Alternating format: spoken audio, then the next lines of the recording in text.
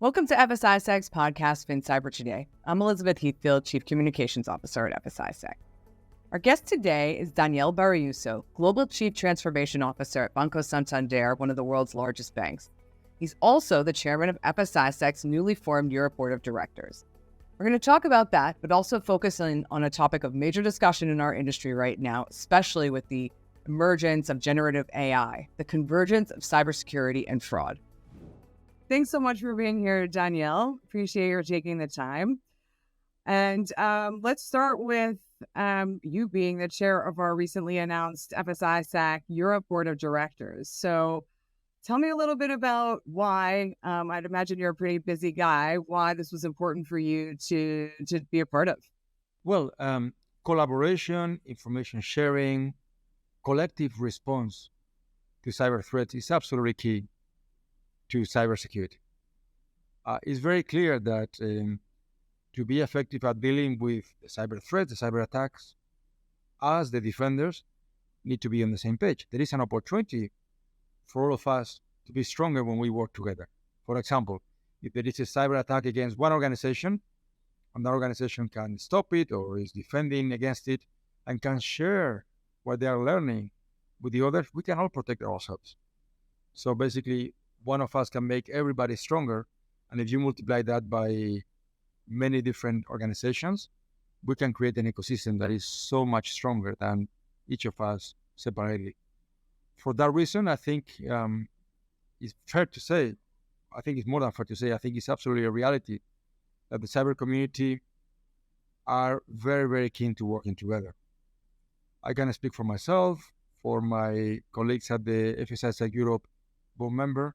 We all feel that it's our job to be proactive on this. And that's the reason why we decided to support FS-ISAC. That's the reason why I feel it's important that we do the best we can for that ecosystem.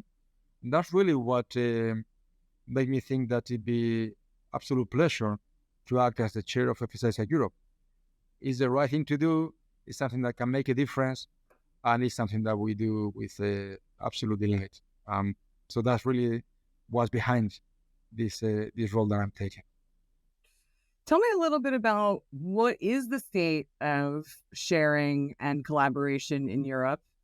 It's a bit different and hasn't been around as long. FS-ISAC hasn't been around as long in Europe as we have in the US, so it's not as established. But tell me a little bit about, where we're at and where you think we need to go. In Europe, I think it's very clear that everyone understands the importance of information sharing, collaboration, working together. I think it's also fair to say that, 3-4 years ago, we were in a place in which that had a limited capability in terms of the systems and the processes behind in order to do it. What we needed is real-time information sharing, protocols that will help us disseminate threat information and best practices in a way that is both effective and safe, so that information wouldn't leak, every member would feel comfortable sharing. And that's what we were able to bring together working with FS-ISAC. That's why we created FS-ISAC Europe in The Hague, so that the region, Europe, would have not only the players looking to work together, but also a good method, a good organization behind it. And we have it now.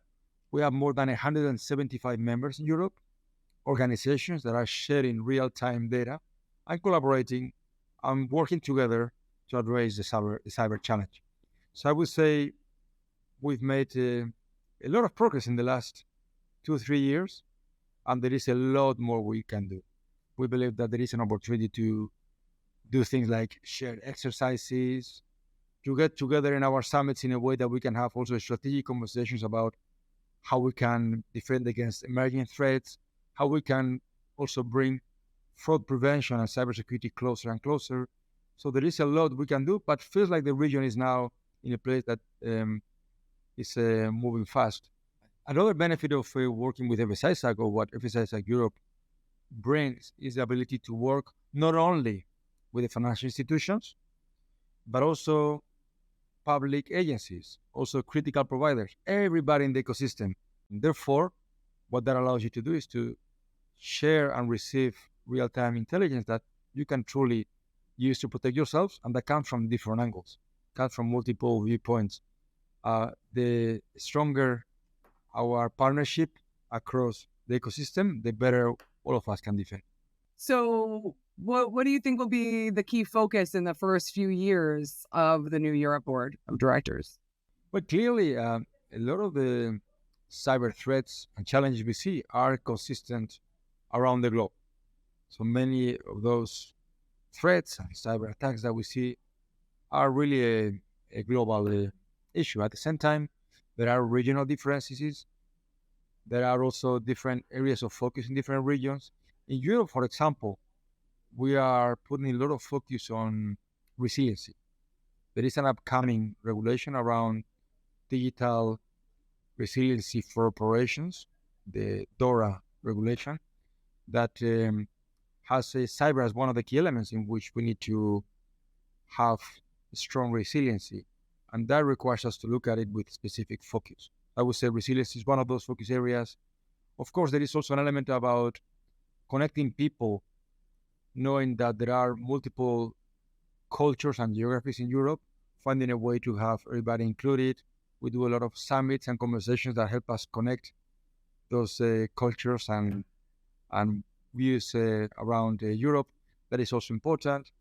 And also exercising. We feel that it's really important that we find a way to have collective exercises where the European ecosystem can test, prepare, check our collective response to the threats that we see. So I would say these are three key areas of focus.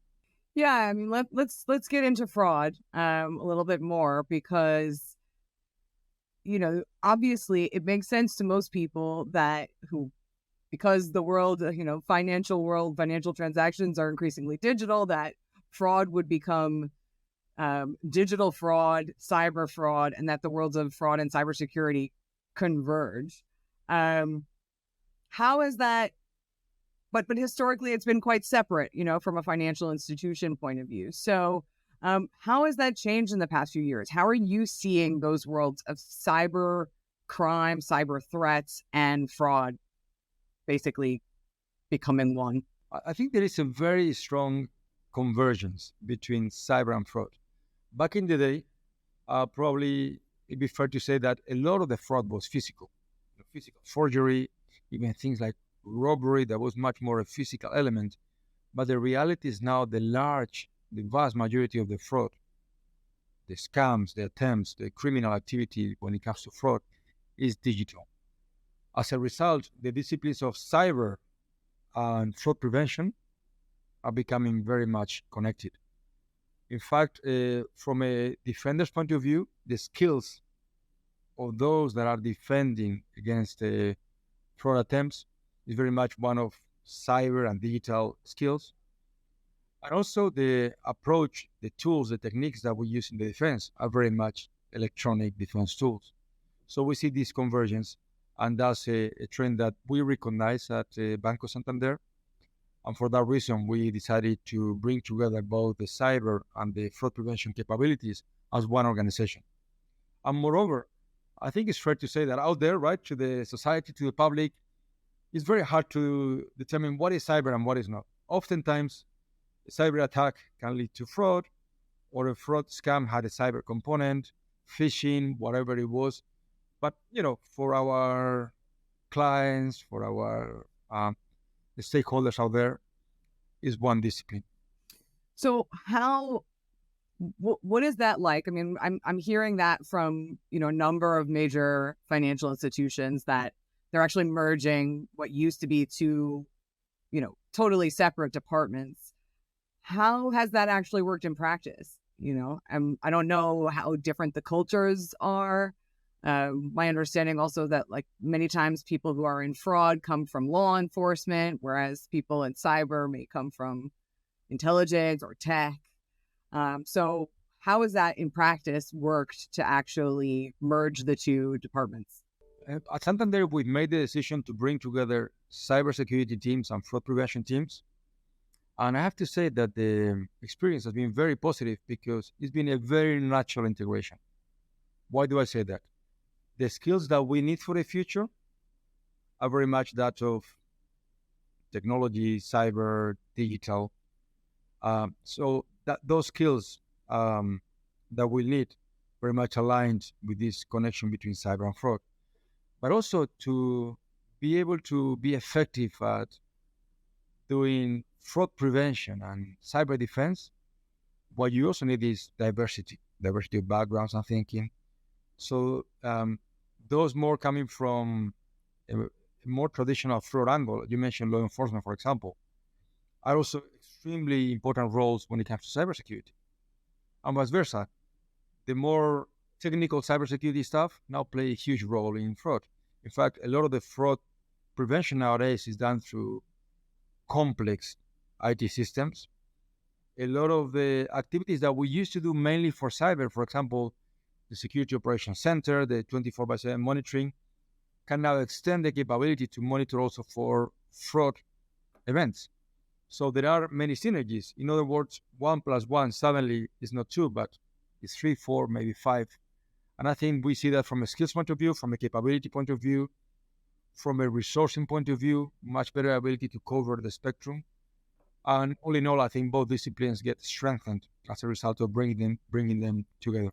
Great. Let's talk a little bit about what everybody's talking about, which is generative AI. And, fraudsters now having these tools at their disposal. Of course, so do we. So how is that impacting the fraud landscape? I think fraud and fraud prevention, like many other disciplines around the world, are changing.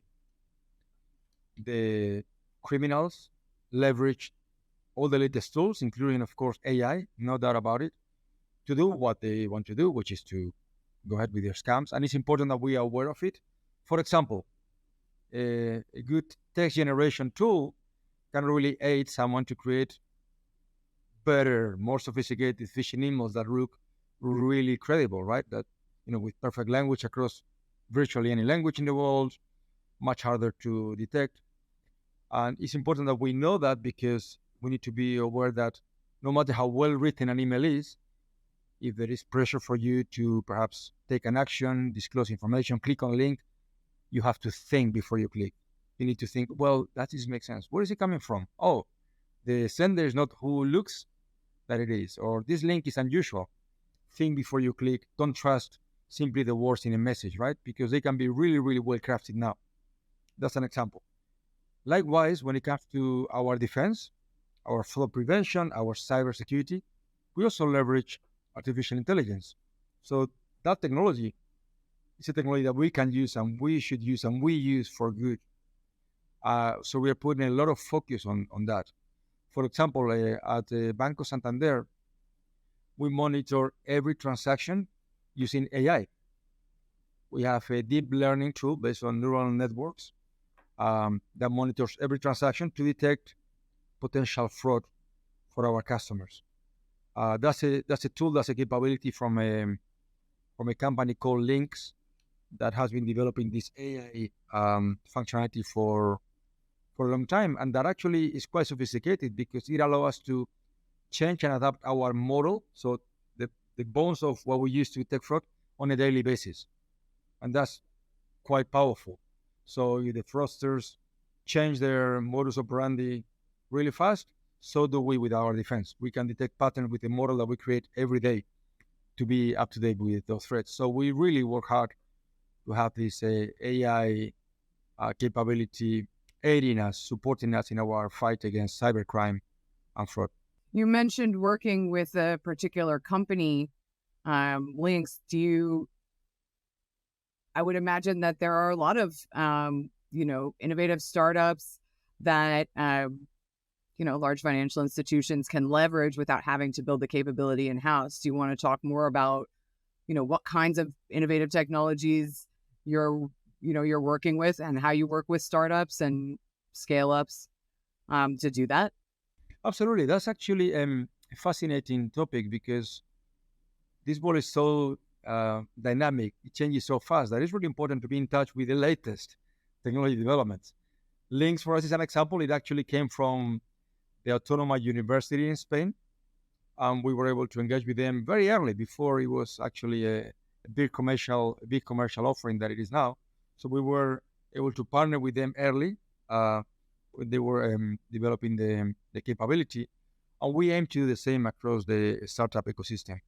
We have a number of activities that help us see what's out there, who is doing something cool and new that can give you something that helps you protect your customers, your data, your systems, your employees. And we adopt it very fast. We pilot technologies all the time. We implement new technologies that give us an edge all the time. We have a number of elements that help us with that ecosystem. For example, we recently announced the partnership with ForgePoint Capital to create a cybersecurity fund in Europe that will help us not only understand the ecosystem, but also help the startups and entrepreneurs that have a great idea to develop their business. So we are looking not only to use those technologies, but also to support those technologies to happen, invest in them. That's really important. So we also have another initiative we launched called Santander X Global Challenge, which is an initiative in which we are looking to evaluate, consider a number of startups to see which ones have the highest potential, and then support them, invest in them, help them be successful. So again, our role, we believe, is not only to be able to help protect and strengthen our defenses, it's also one of supporting that ecosystem of vibrant startups and entrepreneurs and people with ideas to come up with more and better ideas, and that only makes us all stronger. Is it hard to get small companies to be able to work with the likes of a Santander? I mean, you guys are so big. How many of these small companies are actually built to handle the kind of scale that you would require to really implement these technologies? It's really interesting because although Santander is a large organization, of course, we have presence across many, many countries, more than 200,000 employees. We aim to operate in a way that is agile and innovative. So we have mechanisms where we can pilot new solutions really quick. And if they work, of course, partnering with the startups or partnering with the tech companies, we work with them to scale them up. So we have had many examples where we could do a pilot, it works really well, and then we extend.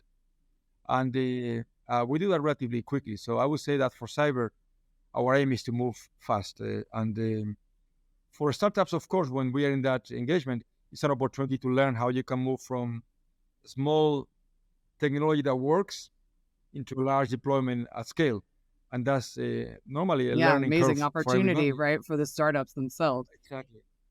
But startups can really gain a lot of value from that. So typically something that when we do, everybody benefits from. Yeah. Is part of the drive, obviously, part of the drive to work with startups is to be at the cutting edge of innovation. But I wonder is there an element of it that, the great cybersecurity talent shortage, as I like to call it, where you just can't find enough people. So you look to fill in capabilities where you can with, outside talent? Without a doubt, there is need for more cybersecurity professionals. In other words, there are more roles out there, not just in one geography or one company. In the industry, globally, there is a shortage of cybersecurity staff. By the way, if anybody's watching this video thinking, should I be a cybersecurity professional? Absolutely. It's a great career. We need you. So yes, there is a shortage of staff, and that's predicted to be the case for the midterm, probably long term. There is more work than we can do. So to help address that, we do a range of things. We have training programs for our cyber professionals, but also for other colleagues in the organization that are really good at tech or really good at other disciplines like project management or governance or risk management, because at the end of the day, we need multiple viewpoints and skill set for cyber. So we have programs to help train and acquire new skills. We work hard also to make sure that we get young people that are early in their careers to have a successful cyber career. So we have also training programs and opportunities for those that are starting their career path. And again, from many backgrounds, for sure, technology backgrounds, science backgrounds, but also many others. We have professionals from almost every range of studies, and we have these programs to bring them on board. In fact, Santander is the largest sponsor for educational institutions in the world. We have an organization called Universia, in which we have a range of supporting elements like scholarships and partnership programs with universities all over the world. And we offer scholarships and opportunities also to the students of those universities to have a cyber career. So we do a lot of that as a way to create more talent. But I would say beyond that, there is probably more that we can all do. One is in terms of diversity. Diversity is for sure an aid to be better at cybersecurity, because we need different viewpoints, backgrounds, mindsets to really look at the problem of cyber in a round manner from many angles. And there is an opportunity to have much more gender diversity. There are more men than women in this field of cyber, and we like to find a way to have more women joining this career path, which perhaps is not only about the corporate environment, but also how can we encourage younger women or girls at school to take an interest in things that may be more like computer science or science subjects that make it more natural for them to then take a career in cyber. So there is more we can do there. But I would say diversity all around. So that's an opportunity. The other opportunity is that probably the education system, the same way we look at helping our kids understand the challenges with physical security, and from an early age, we talk to our kids about, hey, be careful when you are in a dark street or don't talk to a stranger. I think there is more we can do to create awareness on how to stay safe in the cyberspace. And why not? Also at school, to help them see that there are skills that they can acquire as little kids that may be very helpful if they want to be computer scientists, cybersecurity professionals. So the educational element of cyber at a very early age would be very, very helpful. So we do advocate for opportunities to do that with schools and governments in general. Yeah, I think you guys have a pretty interesting approach in general to cyber awareness. I saw that, I'm not sure if it was you or somebody else that I've connected with posted this podcast that you guys are doing about, it's around cyber awareness, but it's more like a thriller and less like here's all the ways to be aware. And I find that, I think that like cyber awareness is a challenge. I mean, just in my experience with people who aren't in the field, they don't really want to do things like multi-factor authentication. It's just like a pain for them, even though they know that it makes them safer. It's just like too annoying or whatever. So I think it's like it's a really hard challenge, especially now with AI, where it's harder and harder to spot, fakes and stuff. So tell me a little bit about, I think you guys take a pretty creative approach to it. So tell me a little bit more about, why you do that, how you do that, how you think about it. Well, we are passionate about the importance of awareness and training and helping everybody, customers, but everybody in society in general, stay safe in the cyberspace. Because frankly, I believe that the foundation of cybersecurity is the people behind the computers. All of us play a crucial role to stay protected. Oftentimes, the cyber criminals or the fraudsters, what they're looking to exploit is a way to the person behind the computer doing something for them, replying, sending information, clicking, helping them find out what's the password, sending the password. So there is a lot we can all do to stay protected. And there is where awareness, education, helping everybody understand that plays a key role. So we do a range of things to help in that challenge. For example, the cybersecurity training we use for our own employees at Santander, we also put at the disposal of our customers. And frankly, anybody wanting to go to our social media or website, they can go to that training course. It's called Cyber Heroes. Enroll and learn from it. It's actually in a game format, so it's relatively easy to just play with it and have a little bit of fun along with the learning. So Cyber Heroes is there for everybody. We do campaigns for education in our social media, in our websites, globally across all our different geographies. And we try to employ different methods to bring the world. So try to make cybersecurity more accessible to everybody. At the end of the day, a lot of the things we can do are simple, like think before you click, or make your passwords hard to guess and easy to remember, or simply making sure that your computer is up to date. So most of the things that we can do are relatively simple. We also leverage ambassadors of Santander, like Ronaldo Nazario or Rafa Nadal, to also help us in some of the messages we send, because people, of course, listen much more to them than they may listen to a techie trying to explain cyber, right? So they are fantastic and they help us spread the word in our campaigns. So, and also we try to be creative in the way we spread the word. We help everybody know more about cyber. An example of that is a thriller. It's a cybersecurity thriller, probably the first of its kind that is looking to both entertain but also help educate on the way to stay safe in this cyberspace. It's a podcast called Titania. So Titania it's got 8 episodes. I really encourage you to listen to it if you have a chance. And it was actually welcome when we released it. Just in the first week, Titania got positioned in the top 5 podcasts in Spain. And it's just a way for us to connect with people, entertain, maybe bring the topic to life, and along the way help everybody understand, again, what are the risks, but also what can we do to stay safe. Great. Yeah, I think we need more of that kind of thing, right? To just connect people, as you said, and not make it a chore, right? Make it more fun. Absolutely. All right. Absolutely, because cybersecurity is fun. Yeah. Let's make cybersecurity fun. I like the mission.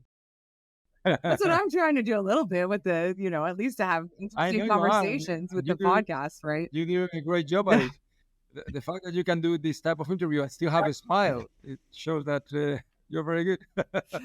Yeah, I'm the geek who enjoys this kind of stuff, right? So, all right. Thank you so much. We really appreciate your taking the time, and we'll speak to you again soon. Thank you very much. Thanks again to Danielle for being our guest on this episode. Based on our conversation, I'll leave you with a quote. There are some frauds so well conducted that it would be stupidity not to be deceived by them. That's by early 19th century writer Charles Caleb Colton, the same guy who gave us imitation is the sincerest form of flattery. If you like this podcast and want to hear from more FinCyber leaders around the world, subscribe to FinCyber Today on YouTube, Apple Podcasts, or Spotify. You can also find them, as well as articles by other thought leaders, at fsisac.com/insight, and follow us on LinkedIn or Twitter. Thanks for listening, and I hope you learned something.